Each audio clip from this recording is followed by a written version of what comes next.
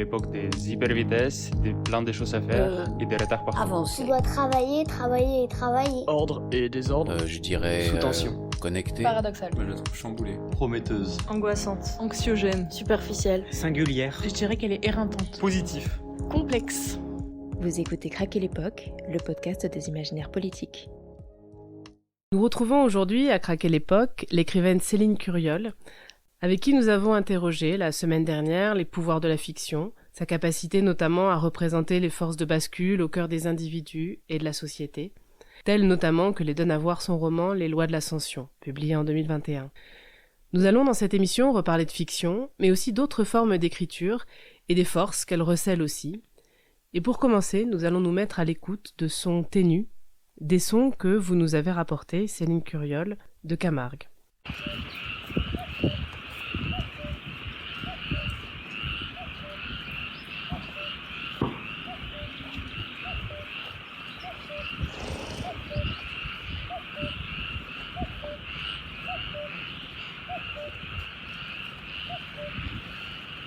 Ces sons, accompagnés d'images, sur lesquelles vous voudrez peut-être revenir, proviennent des marais du Viguera, une réserve naturelle dans laquelle vous avez passé 6 semaines au cours d'une année, aux différentes saisons de cette année.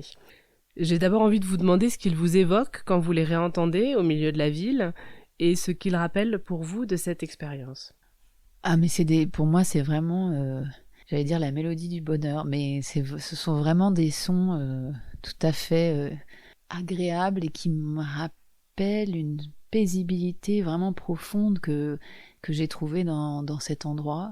Et il me rappelle en même temps le mystère que j'ai laissé intact en croyant explorer ces marais, et en même temps, quand j'entends ça, j'y comprends toujours rien à ce qu'ils racontent ces animaux, et je me dis, t'as pas beaucoup appris pendant les 6 semaines.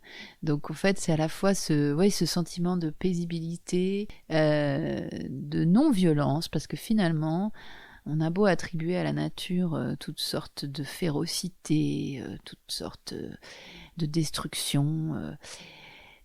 Quand on l'écoute comme ça, elle reste assez douce, assez harmonieuse. En tout cas, c'est plus doux et harmonieux qu'une rue d'une grande ville ou d'une métropole actuelle. Donc, il y a cette tranquillité et en même temps, cette espèce de fascination face au mystère et à notre incapacité en tant qu'humain à comprendre vraiment ces autres formes de vie autour de nous.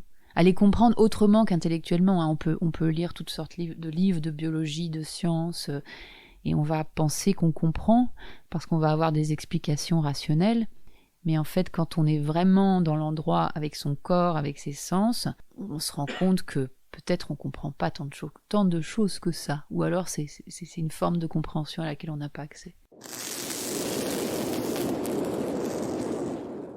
Vous racontez dans Invasive, donc ce récit que vous tirez de cette expérience, à la fois effectivement cette paisibilité que vous évoquez là, mais aussi ce qu'il y a de désorientant à se retrouver dans cet espace, la difficulté quand même à le lire aussi, à savoir ce qu'on y fait, à s'y situer. Voilà, il me semble qu'Invasive donne beaucoup ce sentiment au départ, très honnêtement j'ai envie de dire, de en fait la difficulté qu'on a à être au monde naturel, mais tout simplement quand on fait attention à être au monde. Alors peut-être c'était la position particulière dans laquelle j'étais dans une espèce de mission, donc j'étais effectivement, je vivais ma vie, mais c'était une vie orientée aussi par cette mission, ce qui est intéressant, parce que justement ça me donnait un positionnement et une capacité d'attention qui était peut-être pas ordinaire dans la vie de tous les jours, mais en tout cas, ce que ça m'a permis de réaliser, c'est ce que vous dites, et en voyant d'autres gens passer dans cette réserve, c'est qu'en fait, on a forcément un effet sur le monde. Hein. On en parlait tout à l'heure, on n'est pas neutre, on peut pas être là sans y être, en fait. On est là. Donc ça veut dire être là, ça veut dire que chacun de nos gestes, nos actes, va avoir des répercussions qu'on mesure pas, évidemment, et peut-être heureusement. Mais dans le monde animal, c'est assez... en tout cas, dans le monde de cette réserve, c'était assez frappant. Et ça m'a amené justement à réfléchir, à travers cette interrogation sur l'invasive, sur qu'est-ce que c'est une espèce invasive, y compris la nôtre, hein, je ne mets pas du tout l'humain en dehors de ça. Ça m'a amené à réfléchir à cette notion de territoire, qui reste, que ce soit en géopolitique internationale, que ce soit dans les rapports entre les animaux, qui reste une notion très importante. Qu'est-ce que c'est un territoire ? Qu'est-ce que ça veut dire avoir un territoire ? Et c'est vrai que ça nous renvoie à des choses assez archaïques, assez primaires. On se dit pas, moi j'ai un territoire, parce que bon, on a plutôt le dire, moi j'ai un appartement, ou moi j'ai une voiture, enfin on se dit rarement j'ai un territoire. Et d'être dans cette cabane, ça m'a interrogée parce que je me suis demandé comment, vu que ce lieu était complètement percé, troué, enfin que tous les animaux pouvaient y passer, c'était mon lieu de vie, mais il n'était pas du tout hermétique comme l'est mon appartement parisien. Je me suis dit, voilà, ça serait intéressant de voir si tu te reconstitues un territoire et qui tu laisses entrer sur ce territoire et à quelles conditions. Et, voilà. Et ça, c'était important de réfléchir avec cette notion de territoire. Parce qu'évidemment, tout ça se superpose et la notion de propriété qui nous est si chère, et la notion d'exclusivité qui va avec la propriété, tout ça a été un peu volé un peu en éclats, et ce qui était pas plus mal, ce qui était même assez salvateur. Et je me disais, tiens, si chacun d'entre nous devait imaginer, alors il y a des gens qui le font, ils sont juste une petite minorité, une vie sans propriété, c'est complètement impossible dans les systèmes juridiques et politiques dans lesquels on est, mais c'est intéressant de le penser. Et oui, voilà, cette perméabilité du territoire, la capacité à laisser rentrer. Et je me rappelle qu'au bout d'un moment, une fois que j'avais établi les cohabitations avec les autres espèces qui se baladaient autour, un jour, il y a des photographes, des naturalistes photographes qui sont venus observer les oiseaux. Et ils sont arrivés en voiture. Et là, j'ai senti l'instinct du territoire. Je me suis dit, non, vous pouvez pas. Il y avait une espèce de sentiment très réflexe, très primaire, justement très animal, de dire, mais vous êtes chez moi. Alors que... Voilà. Et c'était intéressant de voir ça renaître en soi, comme ça, de cette idée qu'ils allaient venir déranger, en fait, l'ordre qui avait été créé dans ce lieu.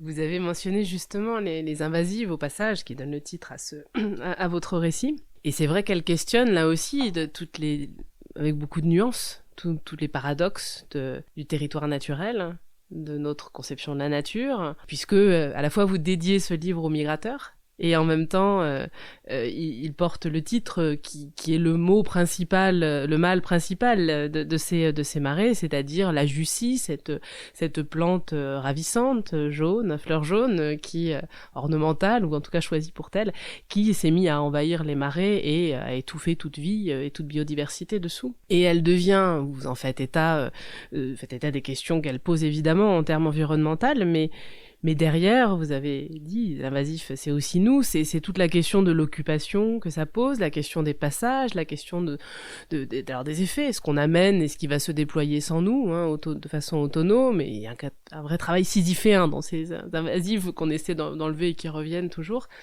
Et j'ai trouvé très intéressant que dans votre récit, finalement, on comprend l'équilibre précaire aussi, bien sûr, des systèmes naturels et que vient clairement modifier la jussie. Et en même temps, vous avez une position un peu extérieure par rapport à ceux qui veulent être...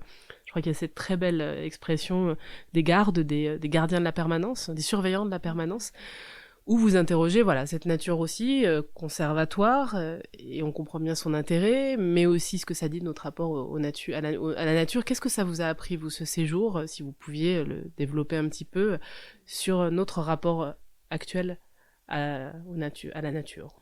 Alors peut-être la première chose, c'est que justement il n'y a pas un rapport à la nature et que c'est presque une question de fréquentation. C'est-à-dire que moi-même, quand je suis arrivée dans ce marais et quand j'en suis repartie, j'avais certainement plus du tout le même rapport à la nature, et j'ai presque envie de dire aux natures, puisque d'autres en ont parlé, Philippe Descola, sur l'idée que cette idée qu'il y a une nature, c'est un petit peu embêtant en fait, parce que chacun reconstitue, voit, trouve, perçoit à travers son filtre culturel aussi. Il n'y a pas de perception brute, peut percevoir des natures différentes. Alors, Qu'est-ce que j'ai appris En fait, tout ça est compliqué. Peut-être la première chose, vous l'avez un peu évoqué, c'est cette idée de fragilité de la nature.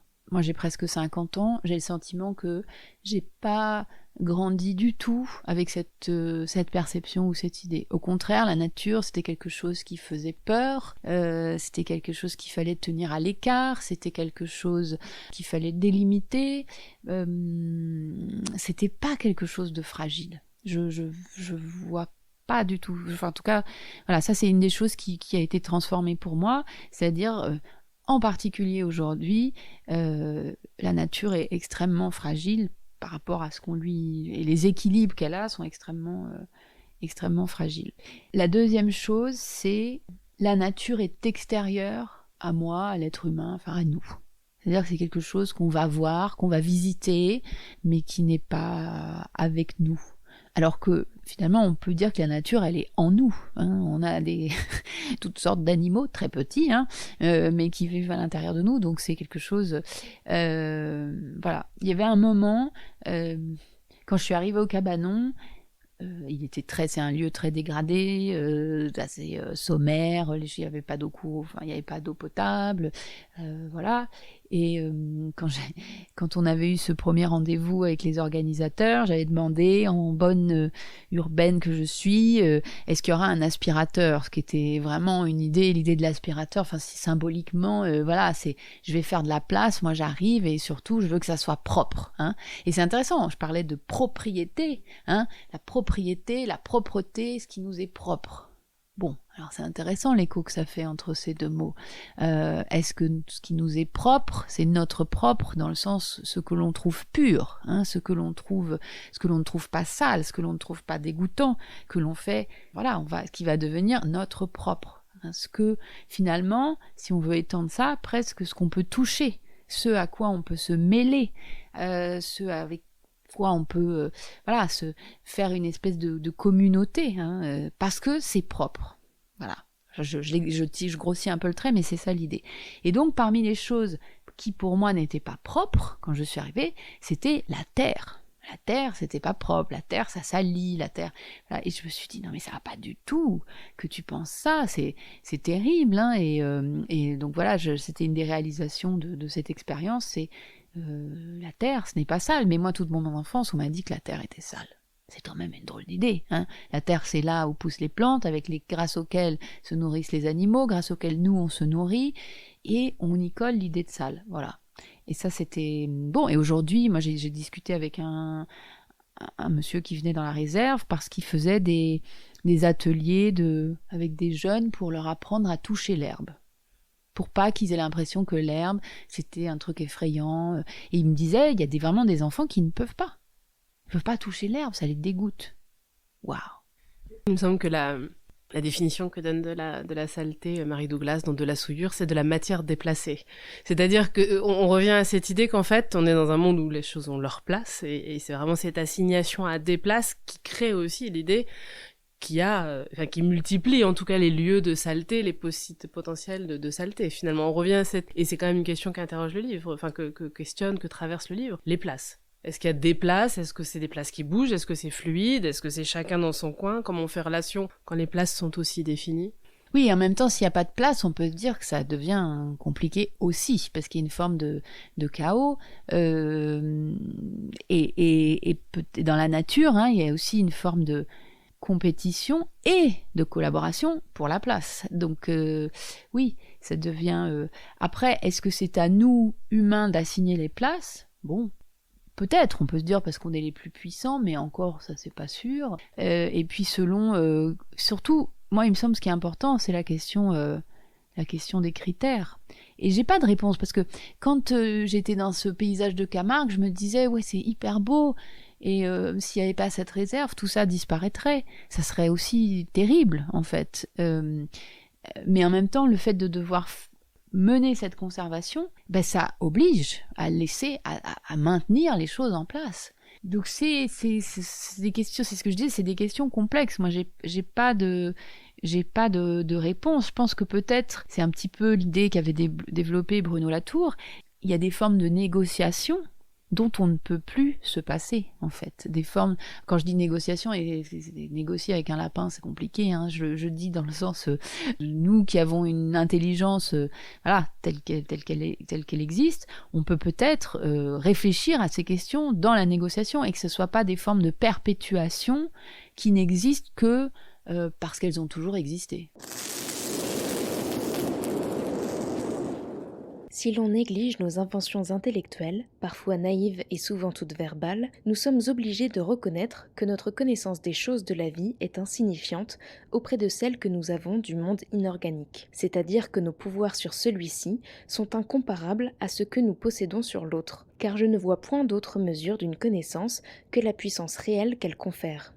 Je ne sais que ce que je sais faire. Il est d'ailleurs étrange et digne de quelques attentions qu'en dépit de tant de travaux et de moyens d'une merveilleuse subtilité, nous ayons jusqu'ici si peu de prise sur cette nature vivante qui est la nôtre. En y regardant de plus près, on trouverait sans doute que notre esprit est défié par tout ce qui naît, se reproduit et meurt sur la planète, parce qu'il est rigoureusement borné, dans sa représentation des choses, par la conscience qu'il a de ses moyens d'action extérieure et du mode dont cette action procède de lui, sans qu'il ait besoin d'en connaître le mécanisme. Paul Valéry, L'homme et la coquille. Dans cet extrait de Paul Valéry, tiré de L'homme et la coquille, il y a plusieurs choses. Il y a une première chose sur laquelle je voulais quand même vous interroger, qui est le récit d'observation. C'est un récit fascinant de Paul Valéry, d'observation vraiment d'une coquille. Et votre récit invasif, c'est aussi ça. C'est un récit d'attention, je pense qu'on a déjà employé le terme, d'observation, et qui met peut-être en déroute toutes les évidences de cet exercice-là. C'est l'exercice lui-même est à reprendre, hein, pour dire le détail du monde. Il faut en réalité s'y prendre par beaucoup de sens, beaucoup de grilles, les réinterroger constamment. Et ça, c'est une première chose peut-être que je trouve fascinante, et je me demande si c'est peut-être la raison pour laquelle aussi ce récit que vous citez dans Invasive vous a interpellé. En fait, j'ai lu L'homme et la coquille au moment, je pense que c'était au moment où je partais en Camargue. Et c'est un livre qui m'a vraiment bouleversée, dans lequel Paul Valéry essaie de comprendre comment se forme la coquille d'un petit coquillage, enfin il appelle ça un mollusque, hein, comment elle se forme, et quelle est la différence entre une fabrication, on va dire, animale et une fabrication humaine. Et ça, enfin ce qu'il dit, hein, je ne vais évidemment pas résumer le livre, ça ouvre des abîmes de réflexion pour moi, je trouve extraordinaire, justement sur cette idée que l'on ne peut appréhender le monde qui nous entoure qu'à travers nos moyens d'action. C'est-à-dire qu'il faut toujours se rappeler que nos perceptions sont limitées par nos capacités physiques, en fait. Et qu'il y a des choses qu'on ne peut pas... C'est très compliqué pour nous de les concevoir naturellement. C'est-à-dire une coquille, si je dois construire une coquille, il va falloir que je fasse toutes sortes de calculs pour comprendre comment tracer une spirale, alors que le mollusque, lui, il fait pas de calcul. Enfin, ça émane de lui, cette coquille. Et ça, c'est quelque chose de vraiment intéressant. Et ce qu'il dit justement sur la nature vivante, c'est intéressant. Le double sens, la nature vivante, c'est à la fois la nature qui nous est extérieure, mais ça peut être notre propre nature. C'est-à-dire finalement, est-ce que quand on dit je ou moi, est-ce que finalement je n'est pas qu'une frontière? Est-ce que c'est puisque, comme il le dit, j'ai aucune perception, je ne perçois pas que je grandis. Quand je suis un enfant, je ne perçois pas que je grandis. Je ne perçois pas vraiment, ou je le perçois quand il y a un problème. Je perçois peut-être 1%, je dis n'importe quoi, mais une part très infime des mécanismes biologiques qui sont à l'intérieur de moi. Donc en fait, c'est quoi? Est-ce que vraiment je peux dire que c'est tout ce qui se passe à l'intérieur, ou est-ce que c'est aussi une enveloppe qui contient aussi une nature vivante dont j'ai peut-être pas plus de connaissances que sur la nature extérieure?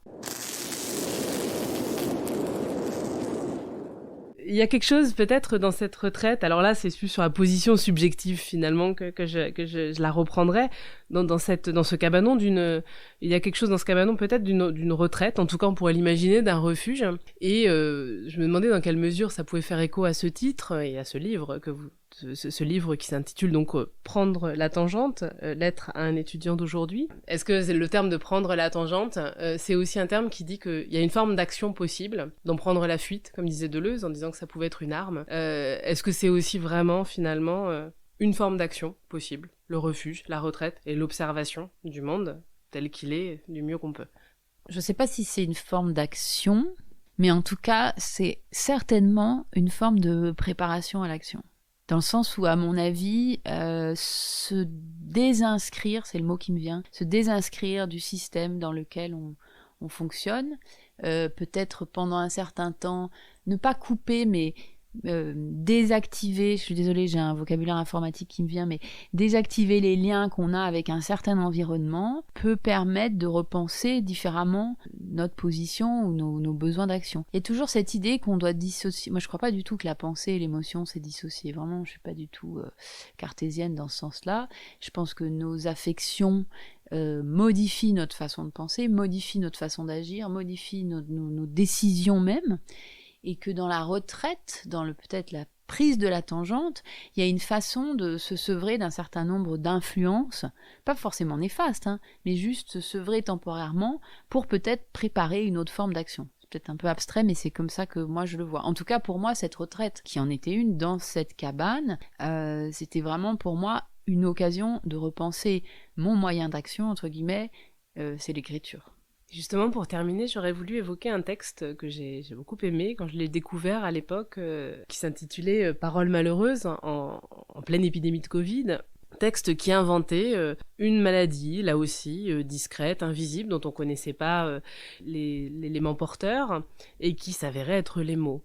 Et puisqu'on parle de retraite, de silence aussi, je pense à cette maladie donc dont au fond sur laquelle vous gardez une certaine ambiguïté, parce qu'on se demande dans un premier temps comment on va s'en protéger, est-ce qu'on va silencier le monde, est-ce qu'on va se mettre des boules caisses, est-ce que c'est les mots communs, est-ce que c'est les mots abîmés, la novlangue, est-ce que c'est les mots ravinés, qu'est-ce que c'est finalement qui peut être le coupable, enfin, le mot pathogène, et vous laissez une certaine ambiguïté là-dessus planer, que je trouve aussi très forte, mais peut-être pour terminer sur cette question du lien, des émotions, des actions et des mots, j'aurais voulu vous demander quel sens, est-ce que vous aviez pensé à un sens final à ce récit, est-ce que vraiment c'était une critique d'une certaine langue, ou est-ce que c'était et un appel à un certain silence, ou est-ce qu'au fond c'était plutôt la peur aussi de ce silence possible? Alors, j'avais pas pensé dans cette idée de mots pathogènes, j'ai pas pensé à des mots en particulier, j'avais pas vraiment de réponse, c'était pas pour pointer un certain vocabulaire ou une novlangue, c'était juste pour attirer l'attention sur le fait que la façon dont on parle, c'est pas rien. Ça affecte aussi l'autre énormément, les autres, ça porte aussi des intentions, voilà, donc c'était pas dans le vide, et donc c'était pas la peur du silence. Moi, je trouvais qu'il y avait, pendant cette période du Covid, il y avait beaucoup trop de gens qui racontaient. J'avais même envoyé une tribune, je ne sais plus à quel journal, qui s'appelait « Taisez-vous ». C'était assez un peu autoritaire. Mais parce que je trouvais que chacun y allait de sa petite histoire, de son petit avis. Je me disais, mais comment, face à ce qui nous semblait, aujourd'hui ça nous semble un peu moins important, mais il faut se rappeler qu'en mars 2020, on avait l'impression d'être au bord d'une catastrophe mondiale, on savait vraiment pas ce qui allait se passer, et je me disais, mais c'est dingue qu'on comprend même pas, on sait même pas ce qui est en train de nous arriver, et on est déjà en train de faire du commentaire. Et il me semblait que ce silence, je voyais pas comment on pouvait penser une situation profondément en étant déjà en train de la commenter. Donc voilà, c'était quelque chose d'important, c'était un appel, voilà, à ce silence, et il me semble que le soin que l'on met dans nos paroles de tous les jours n'est pas un soin inutile, c'est vraiment une façon de s'adresser aussi bien à ses proches qu'aux étrangers, qu'aux inconnus, qui est essentielle en fait, qui a l'air anodine, qui a l'air un peu, voilà, et pas du tout. Enfin moi il me semble qu'elle nous affecte profondément. Je vous remercie, Céline Curial. Craquer l'époque est un podcast produit par Radio Radio en partenariat avec Collatéral. Et cet épisode a été réalisé par Pauline Hachette.